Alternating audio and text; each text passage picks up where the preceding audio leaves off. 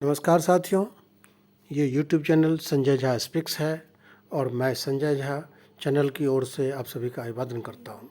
साथियों, भारत में एक बहुत ही महत्वपूर्ण घटनाक्रम डेवलप हुआ है और इसका संबंध अमेरिकी खुफिया एजेंसी CIA से है।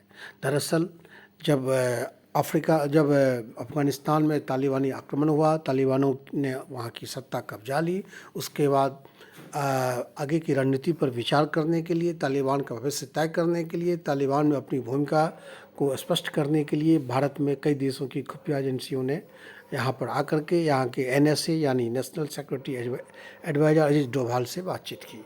इस क्रम में रूस, वियतनाम,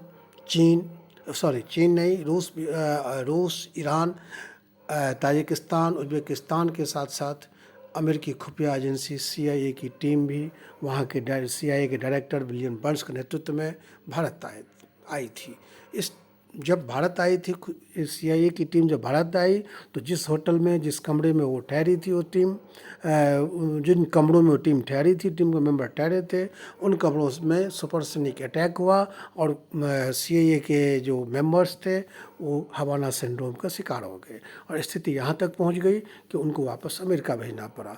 इस घटनाक्रम से अमेरिका बहुत नाराज़ है, बहुत गुस्साया हुआ है और इस मामले की जांच की जा रही है कि भारत में अमेरिकी टीम पे, अमेरिकी खुफिया एजेंसी के मेंबर्स पे ये हवाना सिंड्रोम से अटैक करने वाला आखिर वो कौन देश है। और सबसे बड़ी बात ये है कि अमेरिकी खुफिया एजेंसी की जो ये दौरा था, ये बेहद गोपनीय था और इस गोपनीय दौरे का जो सीक्रेट है वो लीक कैसे हुआ, इसको लेकर के भी बहुत बड़ी माथापच्ची चल रही है। बहरहाल अमेरिका को शक है कि चीन या रूस की खुफिया एजेंसी ने भारत में CIA की टीम पे सुपरसोनिक से अटैक किया और उसको हवाना सिंड्रोम का शिकार बनाया। इस मामले की जांच चल रही है और जांच के बाद पता चलेगा कि हकीकत क्या थी। क्या CIA की टीम को भारत में आने के बाद हवाना सिंड्रोम का शिकार होना पड़ा या फिर उनको ये बीमारी, ये दिक्कत कहीं और हुई। फिलहाल आपको ये बताना भी ज़रूरी है कि हवाना सिंड्रोम है क्या। दरअसल दोस्तों, वर्ष 2016 में अमेरिका की टीम, अमेरिकन अधिकारियों की एक टीम हवाना गई थी और हवाना में उनको अचानक उल्टी, दस्त और मिचली जैसी दिक्कतों का सामना करना पड़ा था और जब उसकी जांच हुई तो जांच में ऐसा कोई कारण नहीं पाया गया जिससे पता चले कि इसकी वजह से वो हवाना सिंड्रोम के शिकार हो गए थे और ये पहली घटना थी। उसके बाद दोस्तों लगातार कनाडा के अधिकारियों के साथ, चीन के अधिकारियों के साथ और रूस के अधिकारियों के साथ इस तरह की घटना होती रही है। अभी पिछले महीने अमेरिकन उपराष्ट्रपति कमला हैरिस वियतनाम जाना चाह रही थी तो उस समय भी पता चला था कि हवाना सिंड्रोम का शिकार होने के कारण उनको वियतनाम यात्रा रद्द करना पड़ा था।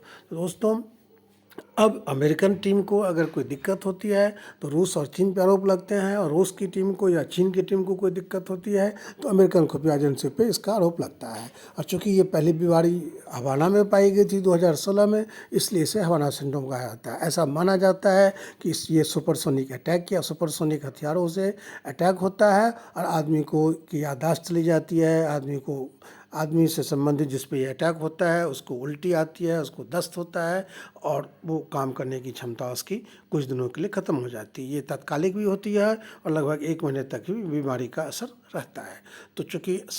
तो इस कारण हवाना सिंड्रोम से ग्रसित होने के कारण अमेरिकन टीम लौट चुकी है। जिस मकसद के लिए वो टीम आई थी भारत में, वो सफल नहीं हो पाया और जो अमेरिका के राष्ट्रपति जो बाइडेन है वो नाराज़ इसलिए हैं कि आखिर भारत में CIA का दौरा जो इतना गोपनीय था वो लीक कैसे हुआ। अब इन चीज़ों पे जांच पड़ताल की जा रही है। बहरहाल जो तालिबान को लेकर के जो यहाँ पर जो रणनीति तय होनी थी उसको झटका लगा है और ये सबसे बड़ी बात है। दोस्तों, हम इस वीडियो को यही ख़त्म करते हैं। अब देखना यह है कि हवाना सिंड्रोम का असली कारण, असली वजह और उसकी हकीकत क्या है। Thank you.